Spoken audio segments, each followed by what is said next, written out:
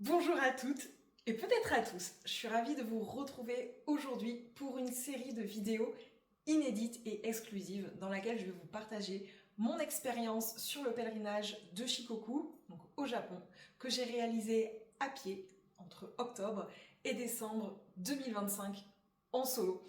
Je vais vous partager en toute authenticité mes apprentissages, mes galères, mes moments de gloire aussi, mais surtout le parallèle que j'ai pu faire entre ma vie de femme et ma vie d'entrepreneur.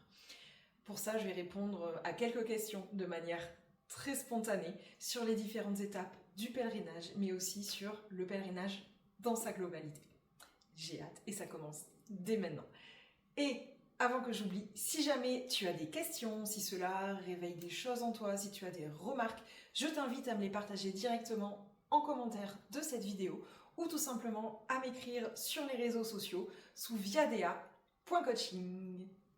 Je serai ravie de te répondre et de te lire. Si tu devais nous partager un seul souvenir, ça serait lequel? Alors, dans cette vidéo dédiée vraiment à la globalité du pèlerinage, si je devais partager un seul souvenir, il y en a tellement. Celui qui me vient là, à l'instant, c'est vers la fin du pèlerinage, vers le temple 82, j'ai même perdu le nom, un temple magnifique. Donc on était vers le 8-10 décembre.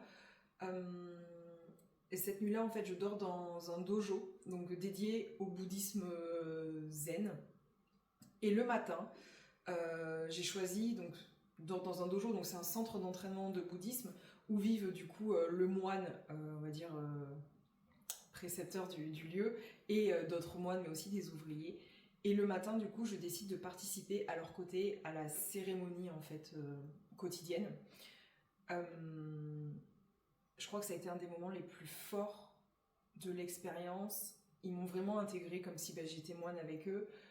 J'ai pu réciter à leur côté les sutras du cœur, vivre en fait avec intensité ce moment de partage. Je me suis sentie en fait en communion avec eux. J'entends encore les bruits de la musique, le bruit de l'encens, les petits gestes qu'on a pu faire, les chants qui résonnaient, et on n'était que quatre, mais c'était d'une communion, d'une beauté incroyable. Et à ce moment-là, je me suis vraiment dit, waouh, tu es en train de vivre une expérience unique au monde, extraordinaire. Et cette expérience, tu aurais pu choisir de ne pas la vivre, mais tu t'es décidé de la vivre pleinement et de t'ouvrir aux opportunités. Et je crois que c'est un des moments les plus magiques du pèlerinage. Avant de partir, dans quel état tu étais vraiment physiquement et émotionnellement?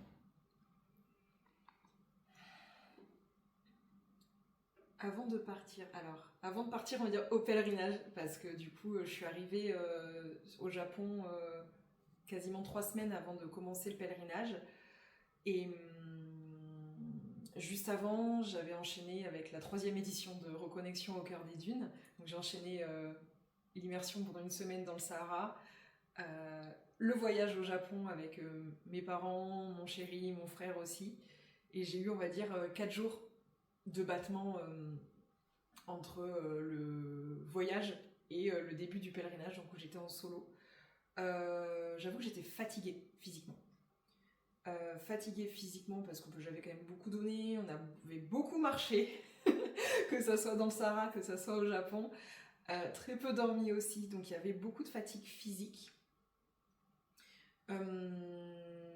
Et émotionnelle aussi. J'avais quelque chose de très lourd, il y avait de l'appréhension, alors même pas en lien avec le pèlerinage, alors oui, peut-être du côté technique, mais l'appréhension plus par rapport à Oahu, puisqu'en parallèle du pèlerinage, j'invitais les audacieuses, donc les femmes qui voulaient à suivre leur propre pèlerinage intérieur.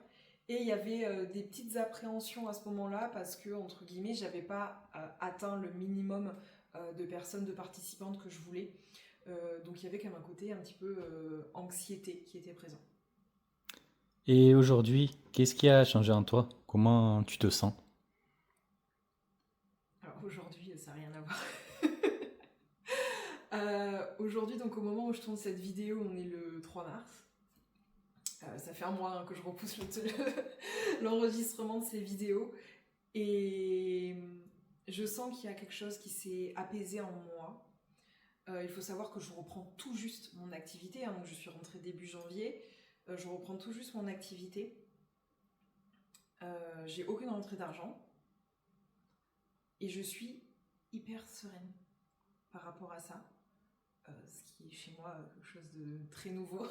Que, du coup, j'apprivoise. Il y a beaucoup de sérénité. Je me sens beaucoup plus posée, beaucoup plus joyeuse aussi, et surtout beaucoup plus affirmée. En fait, je me sens moi, vraiment moi. Il y a quelque chose qui s'est libéré en moi, et ça me fait un bien fou. Pendant cette expérience, tu as dû faire de nombreux apprentissages. Quel est le plus gros que tu aies fait? Et aussi, quel est celui qui est venu à toi sans que forcément tu le recherches? Ouais, j'ai fait énormément d'apprentissages. Euh, le plus gros apprentissage euh, que j'ai fait, je crois que j'ai compris que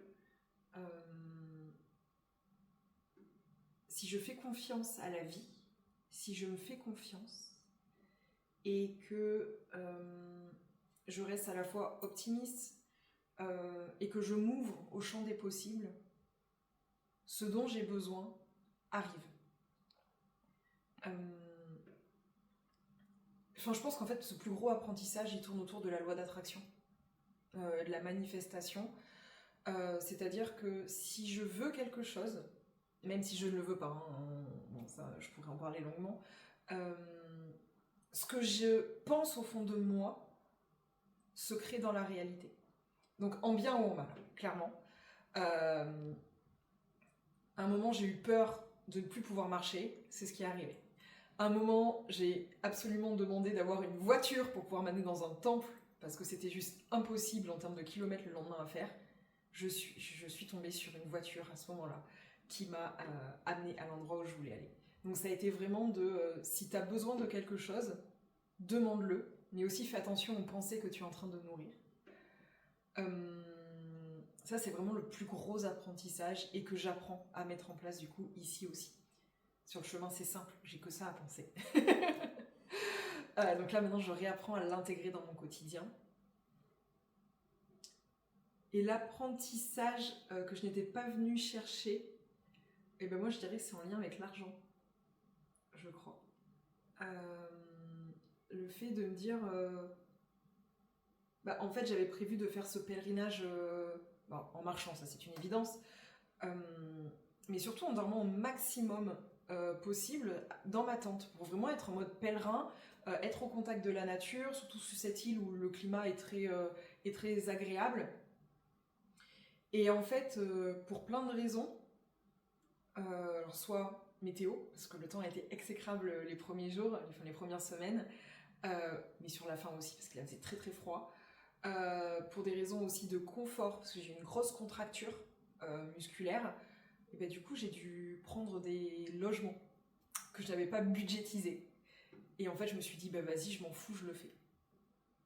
Et donc ça a été vraiment je m'offre ça, mais je m'offre pas des logements de merde, je choisis les logements dans lesquels je veux vivre cette expérience. Donc j'étais pas en mode je regarde l'argent, je regarde le confort et ce qui est le plus confortable pour moi. Donc j'ai dû apprendre à lâcher la pression financière, à lâcher la peur du manque, pour me dire je m'offre le meilleur pour pouvoir atteindre mon objectif. Et j'avais déjà énormément travaillé ma sécurité intérieure et mon rapport à l'argent, mais alors là, c'est comme si j'ai un peu explosé toutes les peurs liées à ça. À quel moment tu t'es dit qu'il se passe quelque chose pour moi, quelque chose de fort? Je dirais que ça a été quand je suis rentrée donc à la 3e étape, donc vers peut-être je sais plutôt, c'était quand je suis arrivée à Matsuyama, donc la 3e étape, l'étape sur le chemin de l'illumination. Je sortais des montagnes, je revenais sur la côte nord-ouest de Shikoku. Et en fait, à ce moment-là, j'ai eu l'impression de rentrer dans le tambour d'une machine à laver. Mais j'étais ballottée dans tous les sens, où je me suis mise à pleurer non-stop, quasiment pendant 4 jours. Ça a été hyper inconfortable. Et sur le moment, j'avais l'impression de porter le poids du monde, de voir tout en noir, tout en négatif. D'être dans une solitude incroyable. Je me suis dit, mais je vais jamais y arriver, quoi. Je vais jamais y arriver. J'ai revécu, en fait, j'ai eu l'impression de revivre à ce moment-là toutes les pires choses que j'ai pu vivre. Alors, pas dans ma vie, j'exagère, mais des choses très très fortes. Et en même temps, des choses que j'étais venue libérer ici.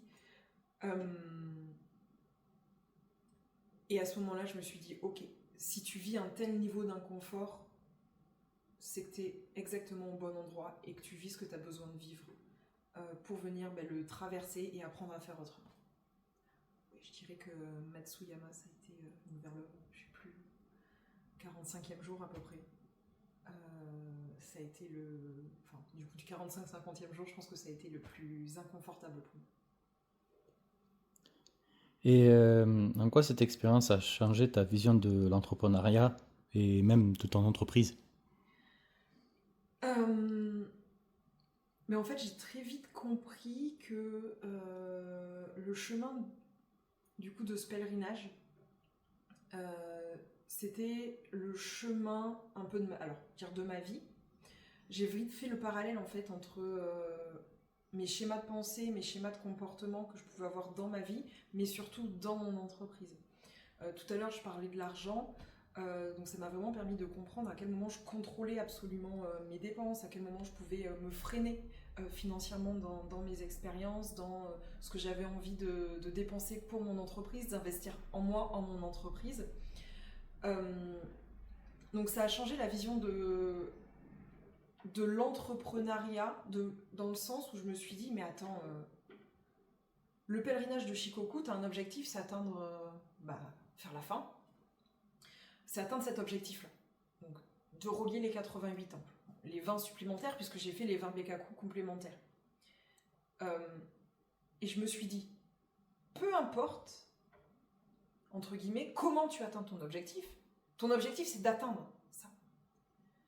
Et du coup, ça m'a permis vraiment de relativiser sur plein de choses. Ça m'a permis de comprendre que j'ai pas besoin de savoir comment je vais atteindre mon objectif, comment par exemple je vais atteindre un objectif de chiffre d'affaires, comment je vais trouver X clientes. Je me suis juste dit, garde en tête au quotidien ton objectif. Et le comment, il arrivera au fur et à mesure. Mais t'as pas besoin de savoir le comment, t'as juste besoin de savoir avec précision ce que tu veux. Et tous les matins, je visualisais mon objectif, je me voyais atteindre le temple 88. Et en fait, à force de le visualiser, de l'intégrer dans ma posture, je me suis ouverte. J'ai vraiment travaillé mon état d'esprit, j'ai travaillé la manifestation aussi. J'orientais mes pensées. Et petit à petit, en fait, j'y allais vraiment pas à pas pour atteindre mon objectif. Donc ça m'a permis vraiment de venir relativiser sur la pression qu'on se met en tant qu'entrepreneur sur l'atteinte de ses objectifs. Et que ça me permet de me dire, déjà, tout est possible. Clairement, parce que j'ai vécu des choses incroyables dans des circonstances auxquelles je ne pensais pas. Bien plus que si j'étais focus objectif. Ça m'a permis de me reconnecter à moi, de ralentir encore plus et de comprendre que se foutre la pression, être dans le faire, dans quelque chose de plutôt dans la force, c'est pas du tout au service de ma vie, au service de mon entreprise, au service de mes objectifs. Donc j'ai vraiment appris la douceur, encore plus que ce que j'avais avant, l'importance de m'écouter, de ralentir, et juste de pas me foutre la pression, mais par contre de garder mon objectif. Un petit peu, je garde mon objectif en tête, et j'avance chaque jour vers ça, peu importe comment. Donc ça a été vraiment, ça m'a apaisé sur la pression, les injonctions qu'on met dans l'entrepreneuriat. Et dans mon entreprise, clairement, ça a tout changé. Je change pas le fond de mon entreprise, mais je change, comment je peux dire, vu que moi, ça m'a changé en tant que personne, ça me change en tant qu'entrepreneur. Euh, et forcément, ça impacte mes clientes, ça va impacter chacun de mes espaces. Et aujourd'hui, je suis vraiment en train de reposer des bases saines avec un message impactant. Et clairement, je suis partie à Shikoku pour travailler sur ma vision à long terme pour mon entreprise. Et je ne vais pas attendre 10 ans pour la mettre en place. Clairement, je pense que je vous donne rendez-vous d'ici quelques semaines. Donc au final, pour faire le lien, le parallèle entre le pèlerinage et l'entrepreneuriat, qu'est-ce que tu en dis là-dessus? Je dirais, finalement, je pense que c'est ce que je propose dans chacun de mes espaces depuis le début, tout simplement que le fait de se mettre en mouvement sur un chemin, on va dire de terre, de route, enfin peu importe n'importe quel chemin, en tout cas de randonnée qui invite à marcher physiquement, si on est ouvert, si tu es ouverte, si je suis ouverte en fait à recevoir les messages du chemin, à observer comment je marche sur ce chemin, ça va mettre en lumière tout simplement à la fois toutes les opportunités qui peuvent se présenter, tous les schémas limitants, mais aussi tous les schémas aidants qui me permettent d'atteindre mes objectifs dans mon entreprise. Merci beaucoup pour ce témoignage, Amandine. Merci. Et attends, j'aimerais juste dire merci du coup à mon caméraman aussi. Hein. Vous voyez, il n'est pas forcément très à l'aise. Mais j'aimerais lui dire merci parce que grâce à lui, je peux aussi réaliser avec beaucoup plus de facilité ces vidéos. Donc ne lui en voulez pas s'il a encore une voix un petit peu très artée, comme il aimait me dire il y a 3 ans. Je vous retrouve du coup dans 2 semaines pour le prochain épisode. En attendant, si vous avez des questions, je vous le rappelle, c'est dans les commentaires ou sur les réseaux sociaux.